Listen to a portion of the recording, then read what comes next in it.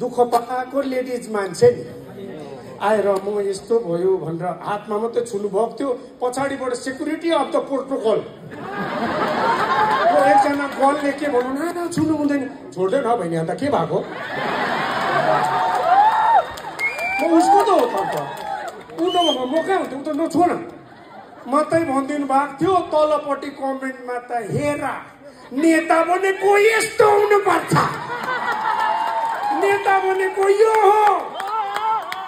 कमेन्टमा त नि ह्यासट्याग गरेर नेपालको नेताको नाम राखेर भिजोक्छु त्यो हो नि त जनताको नेता भनेको त्यो हो अर्को एउटा भिडियो आएछ फेरि हिजोको मात्रै पो हाउ एकजना बाजे आउनुभयो कि